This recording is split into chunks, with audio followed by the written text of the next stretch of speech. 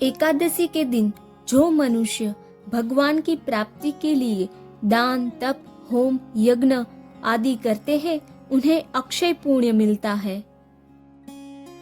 प्रबोधिनी एकादशी में भगवान श्री नारद जी ब्रह्मा जी से क्या पूछते हैं, वही बात भगवान श्री कृष्ण अर्जुन से कहते हैं।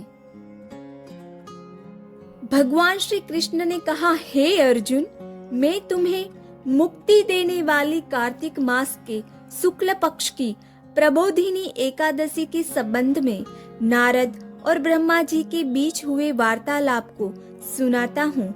एक बार नारद जी ने ब्रह्मा जी से पूछा, हे पिता, प्रबोधिनी एकादशी के व्रत का क्या फल होता है?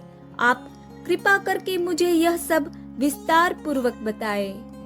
नारद जी के पूछने पर ब्रह्मा जी बोले, हे पुत्र, जिस वस्तु का त्रिलोक में मिलना दुष्कर है, वह वस्तु भी कार्तिक मास के शुक्ल पक्ष की प्रबोधिनी एकादशी के व्रत से मिल जाती है। इस व्रत के प्रभाव से पूर्व जन्म के किए हुए अनेक बुरे कर्म क्षण भर में नष्ट हो जाते हैं। हे पुत्र, जो मनुष्य श्रद्धा पूर्वक इस दिन थोड़ा भी पुण्य कर ले तो उसका पुण्य पर्वत के समान अटल हो जाता है। अनेक पितृ विष्णु लोक में जाते हैं। ब्रह्म हत्या आदि महान पाप भी प्रबोधिनी एकादशी के दिन रात्रि के जागरण करने से नष्ट हो जाते हैं। श्री ब्रह्मा जी बोले, हे नारद, मनुष्य को भगवान की प्रसन्नता के लिए कार्तिक मास की इस एकादशी का व्रत अवश्य करना चाहिए। जो मनुष्य इस एकादशी व्रत को करता है, वह धनवान, योगी, तपस्वी तथा इंद्रियों का जीतने वाला हो जाता है, क्योंकि एकादशी भगवान विष्णु को अत्यंत प्रिय है।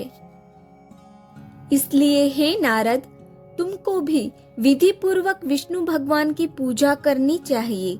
इस एकादशी के दिन मनुष्य को ब्रह्म मुहूर्त में उठकर व्रत का संकल्प लेना चाहिए और पूजा करनी चाहिए। रात्रि को भगवान के समीप नृत्य, गीत, कथा कीर्तन करते हुए रात्रि व्यतीत करनी चाहिए। प्रबोधिनी एकादशी के दिन पुष्प, अगर, धूप आदि से भगवान की आराधना करनी चाहिए।